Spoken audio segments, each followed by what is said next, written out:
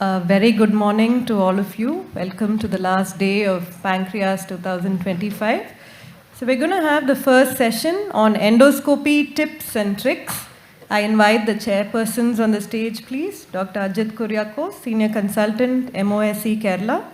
Dr. Tirumurthy, Senior Consultant, Adayar Chennai. And Dr. Karthikeyan, Professor Gastroenterology, Salem. Good morning all.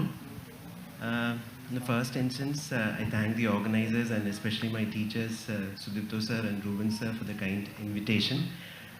So today's first session would be on endoscopy tips and tricks, and I have the privilege to invite Dr. Sandip Pal, Chief of Gastroenterology at R.N. Tagore Hospital, Kolkata, for the first talk, and he would be talking on EUS Pseudocyst drainage, pitfalls and salvage. Over to you, sir.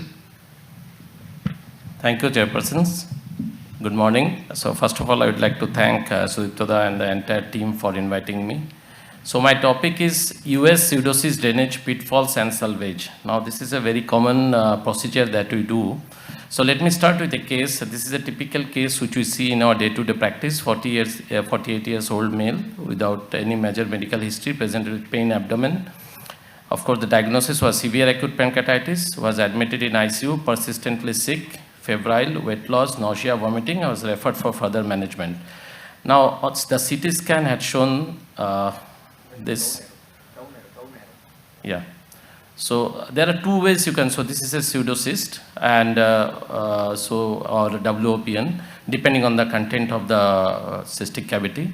So there are two ways how you can drain this. Either you can put a LAMS, which is a better modality, but because it is easier for us to deploy LAMS, but of course it is expensive, and the indications are there when to use LAMS and when to use plastic stents. And this is another tubular stent, that the biflange metallic stents that we use. So these are the various ways which you can drain these cavities.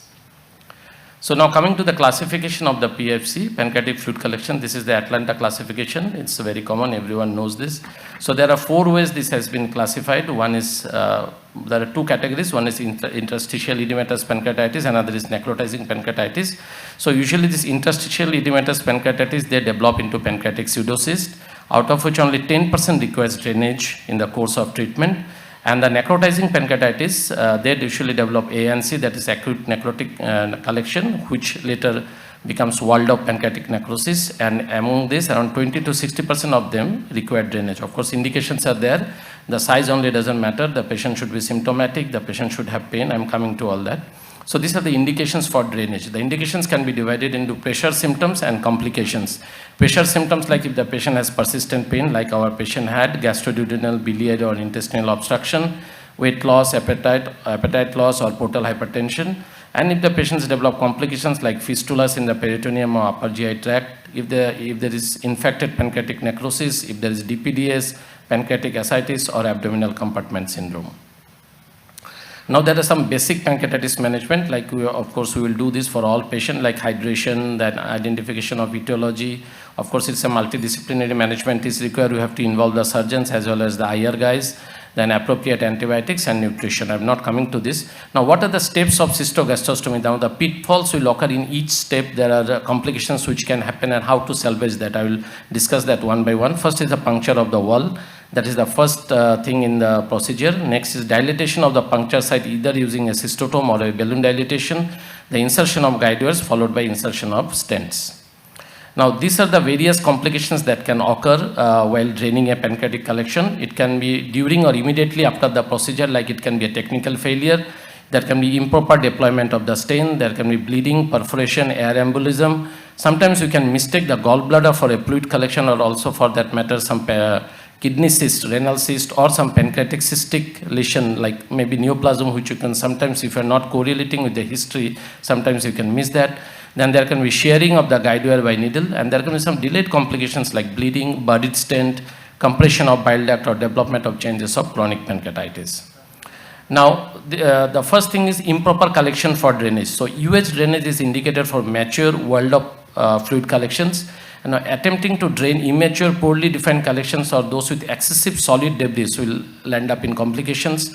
And the collections that are far from the gastric wall, the gut wall, that is also difficult to drain. And we keep it at 1 centimeter. If the distance is more than 1 centimeter, then the complications are more.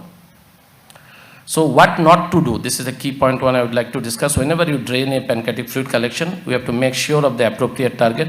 Don't drain cystic neoplasm or kidney cysts. Do doubt the diagnosis if unclear. A cyst without a clear history of pancreatitis, always keep that in mind. Judicious occasional use of diagnostic FNAC is okay. Sometimes if you are confused, it's okay to phone a friend like I always do. Sandip Pal is there always for me. So what not to do again, do not drain early, less than 4 weeks. Do not drain asymptomatic pancreatic fluid collections. Be aware of pseudoaneurysms. Do not drain pancreatic fluid collections endoscopically with extension to paracolic gutter. So for that you can do dual method. You can do a percutaneous drainage and EUS guided drainage.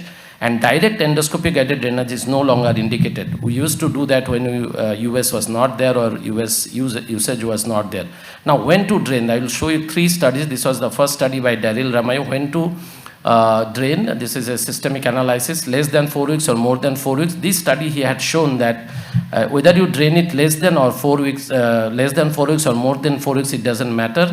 It's always the clinical success, overall adverse events or mortality is same. Only there was some difference in the hospital stay. But subsequently, this is a Japanese meta-analysis where they showed that early intervention for necrotizing pancreatitis were associated with higher mortality rates and did not reduce adverse events or improve clinical success. Then there was another study, the last of, this was in 2015, I think. This was study by Guru Tirukanandan, and in his meta-analysis, he had shown that if you drain it early, less than 4 weeks, the complications are more. Mortality as well as morbidity was more in those collections which were drained less than 4 weeks. Now, problems of direct endoscopic drainage. It fails if there is no bulge and avascular puncture is not guaranteed. So we don't do this anymore.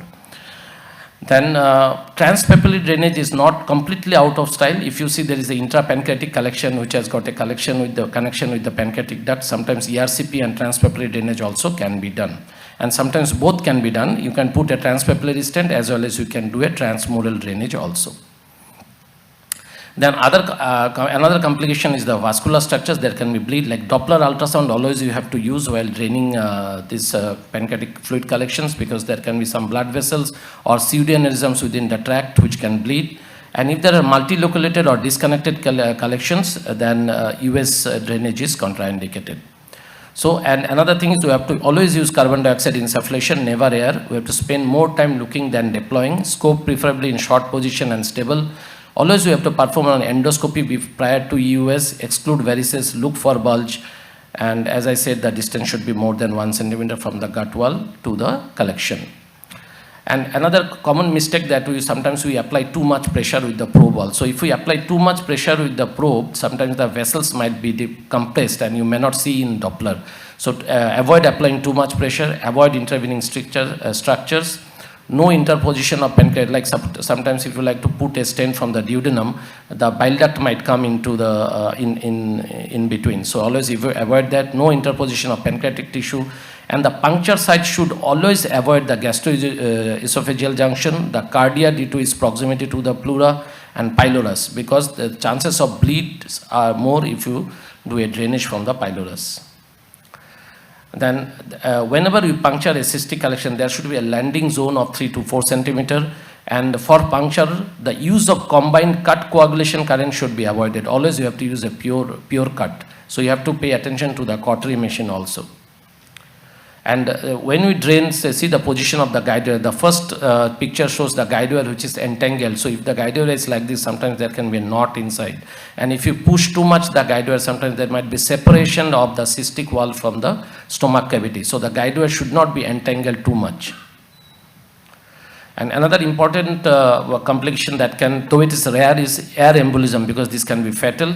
Less than 1% it happens, but nowadays we don't use air for this procedure. So we always use carbon dioxide, though these complications we don't see much.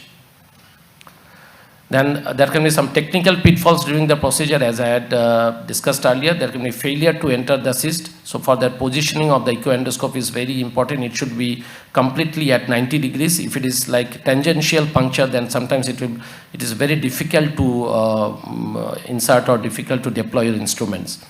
Guide wire difficulties, the guide wire can be difficult to insert or might get displaced during the procedure, preventing stent placement, so you have to pay attention. If it is at 90-degree puncture, then it is usually not that difficult, and sometimes it can be very difficult to create a fistula also, depends on the thickness of the wall. Suppose the cystic wall is very thick or the stomach wall is very thick, sometimes it becomes difficult.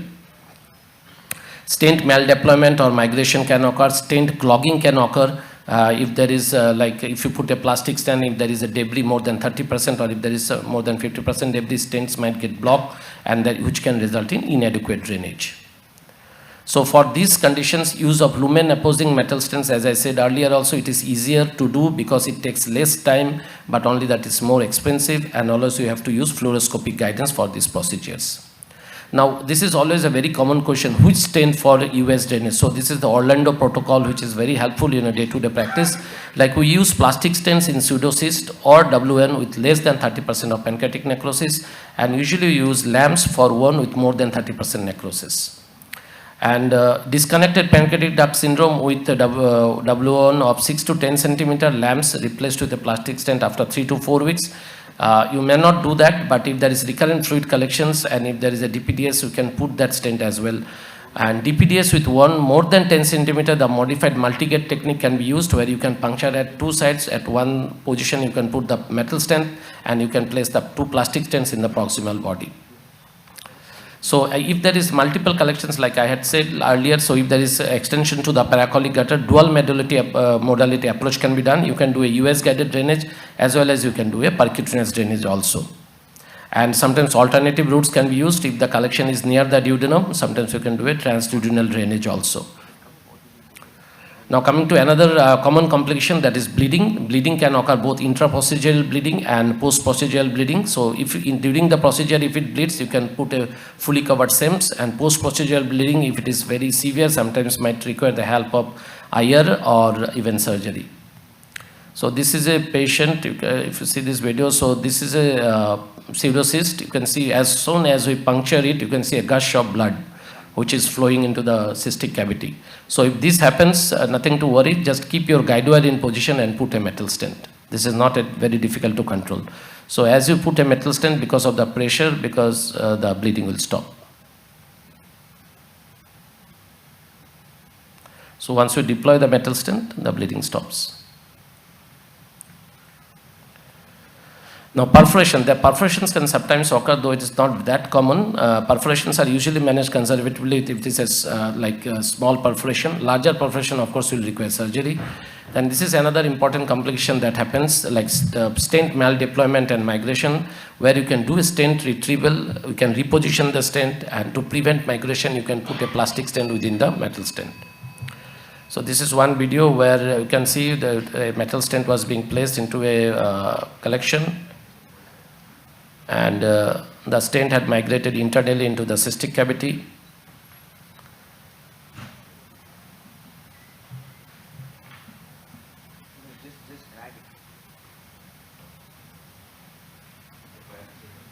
Yeah. Yes. So you see the stent was, yeah. Yeah. Play. Yeah, play it.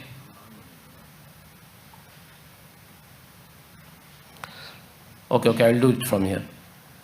So see, when the stent was being deployed, the entire stent migrated into the cystic cavity. So when this happens, the lifeline is you should not lose the guide wire. The guide wire should be there in position. If the guide wire is in the position, then you can dilate the tract with a balloon, with a CRE balloon, and you can take your endoscope, get inside the cavity, catch hold of the stent, and you bring it out. You can even reposition it.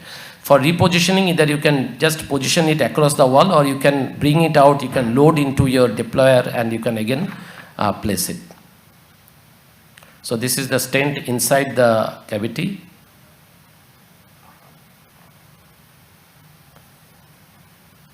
Because these stents, these tubular stents are only 3 centimeter length, so sometimes it's very difficult to accurately place, because, and it is not lamps, it is not lumen opposing, so sometimes if you misjudge, if you miscalculate, then the stent may get inside the cavity. If it is deployed inside the stomach, not much of a problem, you can easily take it out, but if it gets deployed inside the cystic cavity, then you have to dilate the cavity and you can reposition that again. So similarly, another same video, I'll skip this. Then stent clogging and inadequate drainage can occur, that for the debridement and irrigation is required, and stent in stent placement can be done. So a few points about what not to do when using a LAMS. No need for guide wires or fluoroscopy. So touching the distal wall of the one with the electrocautery should be avoided. Dilatation of the LAMS should be avoided because of the risk of accidental dislodgement in the same sitting. You can dilate it later, but in the same sitting you should not do that. And avoid using the elevator of the echoendoscope during the LAMS deployment. And do not leave LAMS for longer than 4 to 6 weeks. You can do a CT scan after 3 to 4 weeks. If you see the content is clear, the cavity is clear, always it is our practice to take it out within 3 to 4 weeks. And next, this is the last point, last slide. Like we have for direct endoscopic necrosectomy, there are few certain points which you have to remember to avoid complications. You avoid necrosectomy in the same session of stent placement. After 72 hours to avoid dislodgement of metal stent associated with only 1.3 migration rate. And avoid the removal of necrosis adherent to the wall. You should not poke much because there can be bleed. Avoid removing remnant pink pancreatic tissue. Review images with careful attention to location of large vessels, and do not feel obliged to complete necrosectomy in one session, because necrosectomy will require 2 to 3 sessions to complete, sometimes more. So this is the newer addition, the endorotor. This is one video. Just show this video, yeah. So this is a newer addition to our instruments. With this, this is a accessory where there is a rotating blade-like thing inside, in the top of this, in the tip of this. So you can put that and you can irrigate. This will rotate, and this usually the necrotic material the suction can be applied, and this is useful. Though I have not done in a patient, I have done in animal models in DDW. This looks like quite helpful. And avoid using PPI in patients where in which W1 drainage is done, because the study had shown that the mean necrosectomy sessions are less if you don't use PPI. So to conclude, pancreatic fluid collection drainage requires careful patient selection and thorough pre-procedural assessment. LAMS does not reduce the number of DEN sessions, it facilitates access to the cavity. Plastic stents remains the same. Main recommendation for pseudocyst drainage. Step-by-step procedure should be performed in every case to avoid complications. And you have to take time to complete the procedure, do not hurry. And EUS drainage is not without complications, and a multidisciplinary team is required for optimal management. Thank you. Thank you, sir, for that lucid and enlightening talk. So I would like to ask a question, sir. Is the 1 centimeter cutoff the distance? Is it an absolute cutoff, or can we extend that distance? See, if you are using a LAMS, not a problem. But if you are not using a LAMS, then it might be difficult, because if the distance is more, when you try dilating, when you use either balloon dilatation or when you try to negotiate it might cause separation of the wall from the pseudocyst from the gastric wall. So the guideline is 1 centimeter, but rest you have to, depending on the patient, you have to. So if, for me, if I use a LAMS, I won't worry much, but if I use a tubular stent or plastic stent, then I will take that into consideration. Sandip, good presentation. I have a small question. In your experience, there is a pseudocyst priorly, before draining, whether you rule out any pseudoaneurysm like that before Yes. that? So cross-sectional imaging is a must before you do any procedure. We usually do a CT scan, or if you want to see the necrotic material, how much it is, MRI is a better modality. Always we do a cross-sectional imaging and see. So sometimes we see intracystic pseudocyst, pseudoaneurysms are also there, which might bleed horribly if we don't rule out that. Okay, another thing for initial people who are learning, so postgraduates who are finishing and learning a pseudocyst for starters, when you drain a large pseudocyst, you have the difficulty, more amount of fluid will be in the stomach. What are the precautions will they? So you always intubate the patient. Always there's a precautionary measures. The most common complication that can happen is aspiration. So you always intubate the patient. That will help preventing this aspiration. That is the most important point. Rest you can drain, and if the patient is intubated in the left lateral position, then nothing should. Of course, antibiotics should be given before draining. So if you plan to drain 1 day prior, we start antibiotics. And that's okay. Yeah. So if there is a collection which is into the, say, paracolic gutters, which has got extension into the paracolic gutters, or which are bilobe or multi-lobed collections, or has got a clear septa in between, there are multiple multi-lobar collections that we won't drain endoscopically. And collections which are far away from the gastric wall. That is, sometimes you find a collection which is anterior to the stomach wall. It's come out of the foramen of Winslow, and the bulk of the collection lies anterior to the stomach wall. What do you do in that situation? Do you drain from the duodenum, use plastic stent, use lamps? So, see, the best we can do is, depends on the intervening structures, what are there. You can do always cross-sectional imaging will help. So, if the collection is more towards the duodenum, then alternative routes like draining it from the duodenum is helpful. You can do that. From the duodenum, you can put a plastic stent. And because the bleeding complications and all this can be more, so I think it depends on the content of the collection also. If it is more of a fluid. Yes.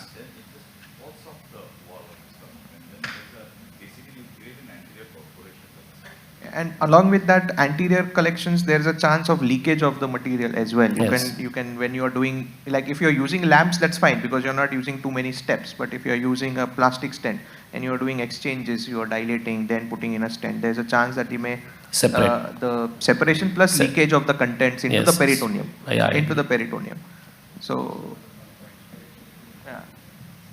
I personally feel to do it more from the duodenum. Yeah. When I have a large anterior collection, if I can get, most often you'll see a hole in a point in the duodenum where you can do it, because that's where the foramen of Winslow is actually close to it. You're still in the lesser sac that you're trying to do it. Yes, I agree. Any more questions on the floor? And we can wind up this session. Thank you, sir. One more question. Sandeep, I saw that your discussion with an MDT before you do this. So how often have you sent it to the surgeons? Or, so that's the first question. I got Dr. Sudipto here, I fight all the time with. And looking at it, for us surgically, it's a one-time procedure. But here you are saying under GA multiple times. Is surgery a better option? Yeah. Sorry? Yeah, for necrosectomy W1, we require 2-3 sessions to clear out the cavity. Yeah. So then, do you think it's time to have a...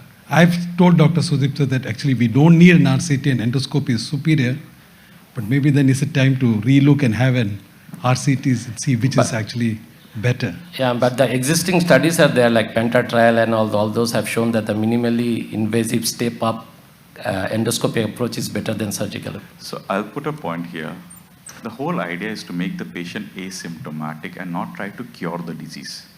As Sir has always taught us very nicely that it's pus under tension that needs to be relieved. We don't need to go aggressively behind every bit of necrosome inside the abdominal cavity. Sir has always been telling me, you just put a tube, just let the pressure come down, the patient will get better. Many a times that's all we need to do. Yeah, I agree with what Dr. Sudipta said. Yes, thank you, sir.